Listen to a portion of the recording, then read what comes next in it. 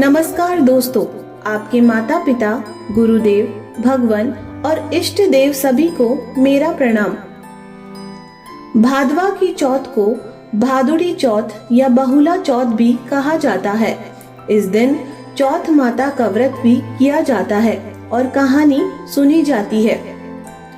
कुंवारी कन्याएं सुंदर, सुशील और अच्छे पति की प्राप्ति के लिए चौथ का व्रत करती हैं और स्त्रियां इस व्रत को अपनी सुहाग और पति की लंबी आयु के लिए करती है।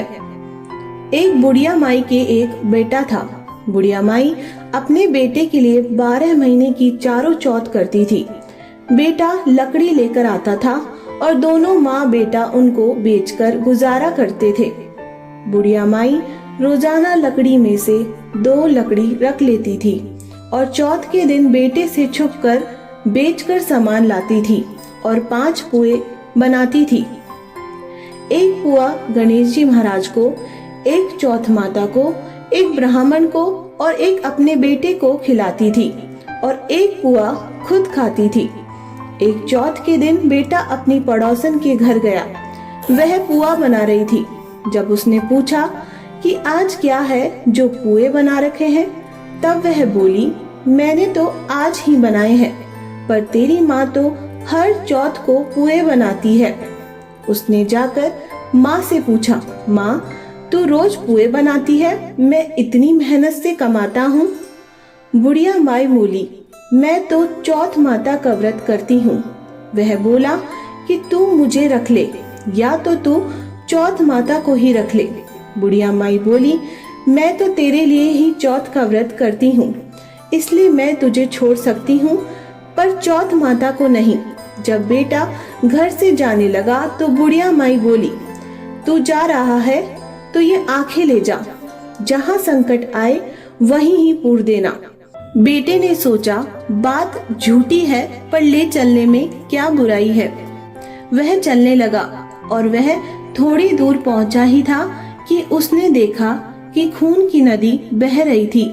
कहीं से भी रास्ता नहीं मिला तो आंखें पूर कर बोला कि चौथ माता अगर तू सच्ची है तो रास्ता हो जाए। ऐसा कहते ही झट से रास्ता मिल गया। वह आगे चला गया। जाते जाते एक राजा की नगरी में पहुंचा। वहां का राजा रोजाना एक आदमी की बलि देता था। वह एक बुढ़िया माई के पास गया। वह बुढ़िया माई रोती जा रही थी और पुए बना रही थी। लड़के ने बुढ़िया माई से पूछा कि बुढ़िया माई क्यों रो रही हो? तो बुढ़िया माई ने जवाब दिया कि मेरा एक बेटा है जिसकी कल राजा बलि देने वाला है, मैं उसी के लिए पुए बना रही हूँ।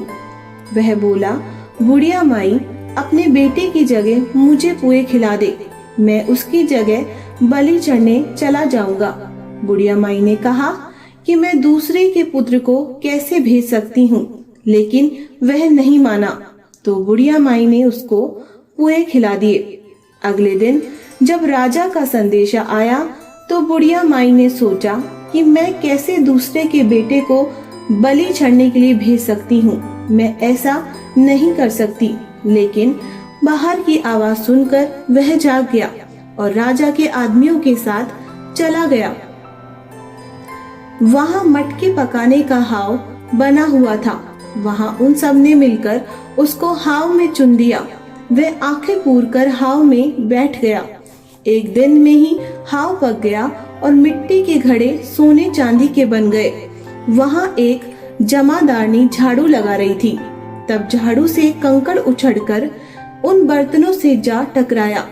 तब जमादारनी ने राजा को जाकर बताया कि आपका हाव तो पक गया है।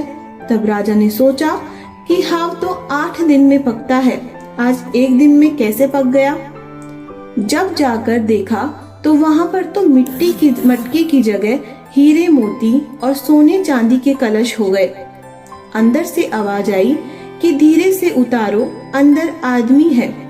आवाज को सुनकर राजा के आदमी डर गए कि अंदर कौन सा भूत प्रेत आ गया।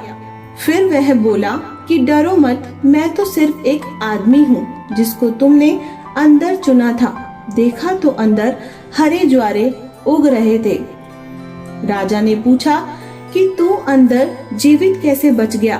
तब उसने बताया कि मेरी माँ चौथ का व्रत करती है। जब मैं घर से निकला था तो मेरी माँ ने मुझे आंखें दिए थे। मैं उन्हीं को पूर कर बैठ गया और चौथ माता के कारण बच गया। राजा ने अपनी बेटी की शादी उस लड़के से कर दी और बहुत सा धन दौलत देकर विदा किया।